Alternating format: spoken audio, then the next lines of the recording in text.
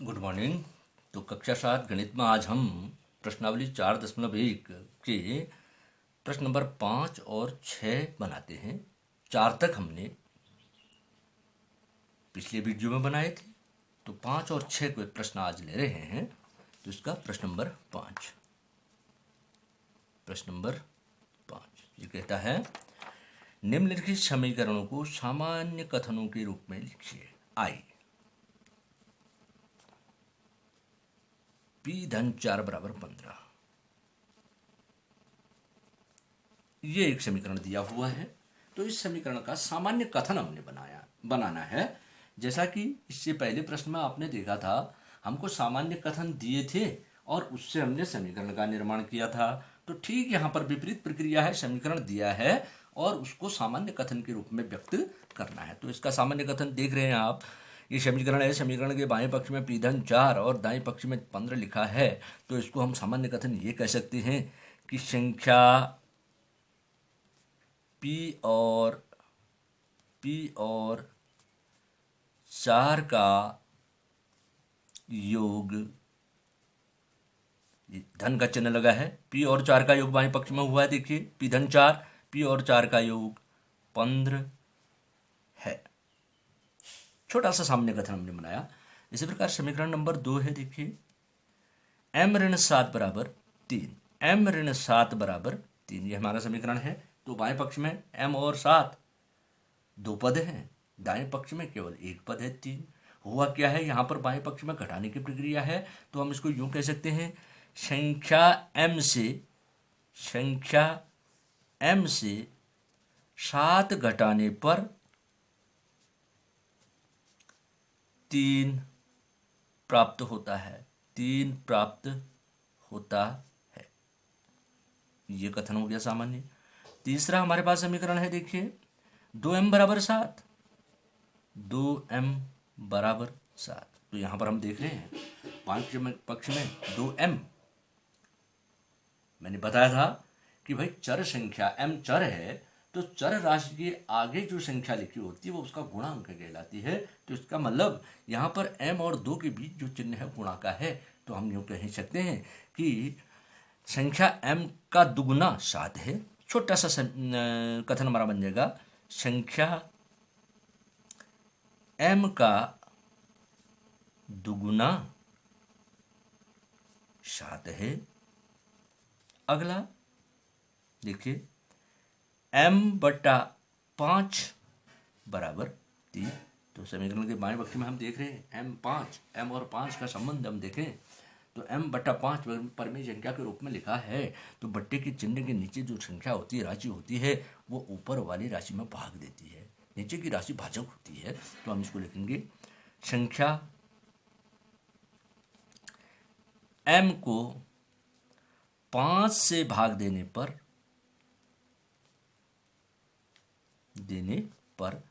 3 प्राप्त होता है, 3 प्राप्त होता है। अगला आ रहा है हमारे पास, चौथा है 3m/5 बराबर 6। अब देखो इस समीकरण में हम क्या देखें, यहाँ पर चर पद है हमारे पास m का जो गुणांक है वो 3/5, m का गुणांक 3/5। तो हम इसको कह सकते हैं, संक्षेप में हम यूं भी कह सकते हैं, m को 3 से गुणा कर 5 से भाग देने पर 6 प्राप्त होता है, ये भी हम कह सकते हैं। या हम ऐसा भी कह सकते हैं, m को 3/5 से गुणा करने पर 6 प्राप्त होता है। संक्षेप में संख्या m को 3/5 से गुणा करने पर 6 प्राप्त होता है, 6 प्राप्त होता है। अगला है हमारे पास 5वां समीकरण है, 3p धन 4 बराबर 25। देखिए समीकरण के बाएं पक्ष में हम देखें, सबसे पहले 3p लिखा है, तो p का गुणांक 3 है, तो इसको हम यूँ कह सकते हैं। फिर उसके बाद धन 4 लिखा है,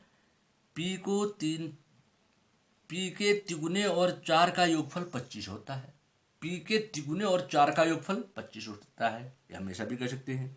हम ऐसा भी कह सकते हैं कि पी को तीन से गुणा कर 4 जोड़ने पर योग 25 प्राप्त होता है। तो हम यूँ कहें, संख्या संक्षेप में कहना है, संख्या पी के तिगुने, 3p का मतलब तिगुने और 4 का योग 25 है, संक्षेप में। अगला है हमारे पास समीकरण छठा, 4p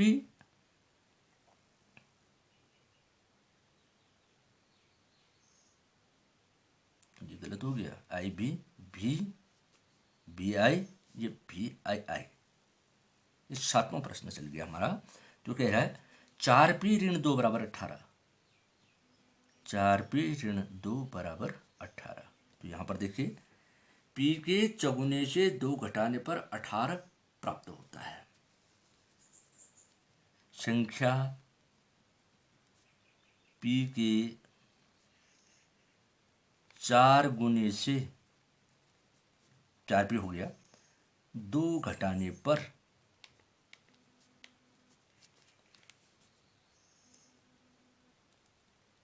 18 शेष रहता है, ये भी कह सकते हैं।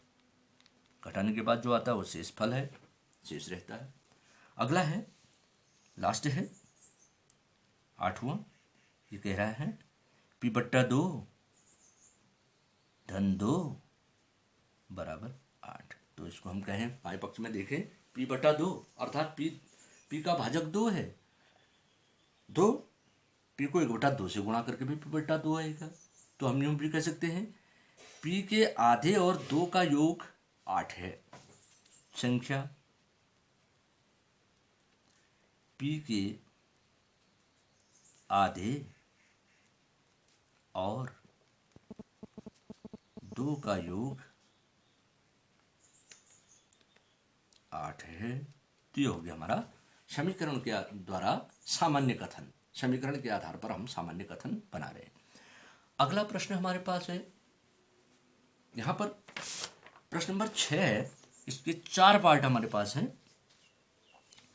तो उसमें कहता है, निम्न स्थितियों में समीकरण बनाइए। केवल हमने समीकरण का निर्माण करना, समीकरण को हल नहीं करना, केवल समीकरण बनाना है। अब ये कथन है, कथन को हमने समीकरण में बदलना है, प्रश्न नंबर 4 की तरह। तो इसका प्रश्न नंबर 6 का आई लंबा है, देखिएगा कथन। ये कहता है, इरफान कहता है कि उसके पास परमीत के पास जितने कंचे हैं उसके 5 गुने से 7 अधिक कंचे हैं। इसकी भाषा फिर पढ़ें।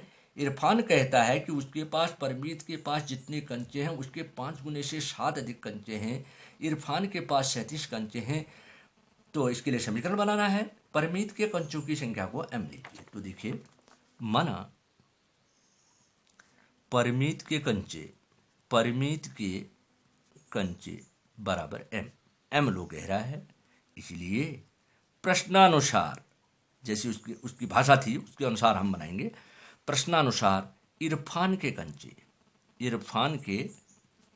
तो इसने कहा, इरफान के पास परमीत के पास जितने कंचे उसके 5 गुने से 7 अधिक, अर्थात परमीत के जो कंचे हैं m, इसके 5 गुने से 7 अधिक। तो हम देखो इसके कंचों की संख्या निकाल सकते हैं। m के 5 गुने से m गुणा 5, ये गुणा हो गया, धन 7, इतने कंचे हो जाएंगे। 7 अधिक कंचे हैं उसके पास। तो इसको हम संक्षिप्त में क्यों लिख सकते हैं, 5 गुणांक है, आगे लगा दीजिए, 5m धन 7 कंचे। ये हो गया आपके इरफान के कंचे। लेकिन अब सवाल वाले ने यह भी कहा है कि इरफान के पास कंचे हैं 37, परंतु इरफान के कंचे बराबर 37। अब देखिए, ये दोनों इरफान के कंचे निकले, ये भी इरफान के हैं और ये भी, इसलिए समीकरण, अब हमारा समीकरण बन जाएगा, देखिए 5m धन 7 बराबर 37। तो ये हमारा समीकरण का निर्माण हो गया। एक समीकरण है, इसमें m चर पद है, बराबर का चिन्ह है, तो ये समीकरण है। अगला प्रश्न हल नहीं करना हमने, आई दूसरा है, देखिए कथन, लक्ष्मी के पिता की आयु 49 वर्ष है, उनकी आयु लड़की की आयु की 3 गुने से 4 वर्ष से अधिक है। तो अगर हमारे पास लड़की की आयु हो तो उसके पिता की निकाल सकते हैं, लड़की की आयु के 3 गुने से 4 वर्ष अधिक, लड़की की आयु के 3 गुने से 4 वर्ष अधिक। और कह रहा है लक्ष्मी की आयु को y वर्ष लीजिए। तो देखिए, माना लक्ष्मी की आयु बराबर y वर्ष, समीकरण प्रश्न ने दिया यह कि y वर्ष में ले लीजिए, इसलिए प्रश्नानुसार जैसे उसकी भाषा उसके अनुसार हम पिता की आयु निकालेंगे। देखिए, प्रश्नानुसार उसके पिता की आयु, उसके पिता की आयु, तो y के पदों में आएगी उसकी आयु। कहा कि भाई उनकी आयु जो है लक्ष्मी की आयु की 3 गुने से 4 वर्ष अधिक है।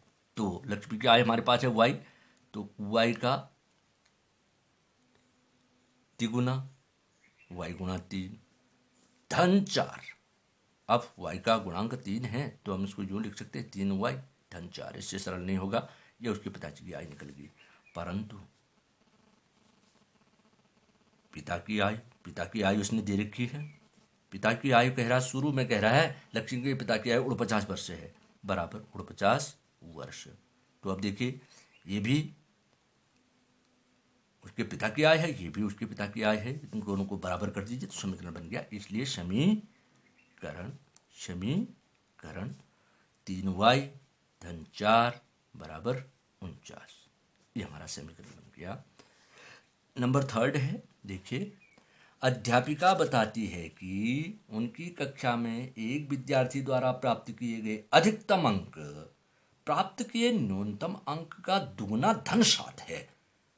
अधिकतम अंक प्राप्त किए गए न्यूनतम अंक का दुगुना धन 7। तो न्यूनतम अंक हमको मान लेंगे, न्यूनतम अंक हम मान लेंगे तो तब अधिकतम अंक निकलेंगे।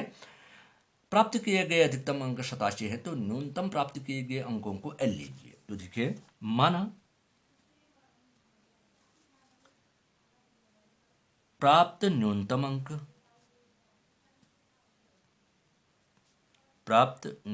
अंक बराबर L, इसलिए प्रश्नानुसार, अब इसकी भाषा के अनुसार हमको अधिकतम अंक निकालने हैं। प्रश्नानुसार अधिकतम अंक, तो इसने कहा प्राप्त किए गए न्यूनतम अंक का दुगुना धन 7, तो L का दुगुना, न्यूनतम अंक L है, का दुगुना धन 7, तो L को 2 से गुणा कर दीजिए, इसका गुणांक आगे लग जाता है 2L धन 7, ये अधिकतम अंक हो गए। परंतु अधिकतम अंक बराबर 87, ये दे रखा है, ये अंक जो है 87 के बराबर हैं। अधिकतम अंक बराबर 87, इसलिए समीकरण देखिए, दोनों अधिकतम अंक हैं, एक दूसरे के बाएं दाएं पक्ष में रखकर बराबर का चिन्ह लगा दिए, 2L धन 7 बराबर 87, ये हमारा समीकरण बन गया। प्रश्न नंबर 4 है, देखिए, ये कह रहा है एक समद्विबाहु त्रिभुज में शीर्ष कोण प्रत्येक आधार कोण का दुगुना है। मान लीजिए आधार का कोण 20 डिग्री है।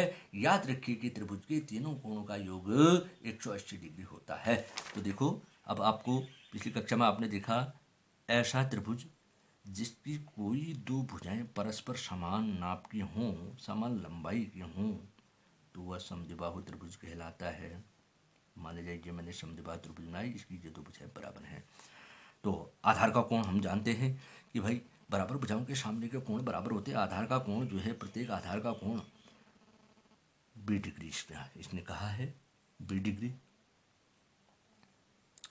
तो ये भी 20 डिग्री, इस भुजा के सामने का ये कोण 20, इस भुजा के सामने का कोण 20, ये भी हो जाएगा। अब जो इसका शीर्ष कोण है, ये वाला इस आधार के कोण का दुगुना है, आधार के कोण का दुगुना है। तो आधार का कोण b है, तो ये कोण कितने का हो जाएगा, 2 अंश का हो जाएगा। अब देखो, हम जानेंगे इसके त्रिभुज के तीनों कोणों को जोड़ेंगे, b धन 2b बराबर 180 अंश, तो बस हमारा समीकरण बन जाएगा। तो देखिए, माना समद्विबाहु त्रिभुज का प्रत्येक आधार कोण ये दिया है इसने, इतना डिग्री ले लो कह रहा है, बी डिग्री। इसलिए प्रश्नानुसार शीर्ष कोण, तो शीर्ष कोण के बारे में कहा प्रत्येक आधार के कोण का दुगुना शीर्ष कोण बराबर हो जाएगा 2b अंश, b का दुगुना 2b अंश। इसलिए समद्विबाहु त्रिभुज की तीनों अंतः कोणों का योग बराबर, यहां से स्टार्ट करें, b धन b, b अंश धन 2b बराबर हो गया। ये पी बी समान पद हैं, जुड़ जाएंगे। इसका गुणांक 1, इसका 1, सब धनात्मक हैं। 1 1 2 2 4b अंश, 4b अंश, ये हो गया। परंतु कोई भी त्रिभुज है, चाहे समद्विबाहु हो, समबाहु हो, विषमबाहु हो, त्रिभुज के तीनों अंतः कोणों का योग कितना होता है? 180 अंश। वो नियम हमको यहाँ पर लगाना पड़ेगा। परंतु समद्विबाहु त्रिभुज के तीनों अंतः कोणों का योग बराबर 180 अंश। इसलिए समीकरण देखिए, यहाँ पर आधार के कोण को b डिग्री मानते हुए हमने इसके कोणों का योगफल निकाला तो 4b अंश, तो हो जाएगा 4b बराबर 180। ये हमारा समीकरण बन गया। That's all.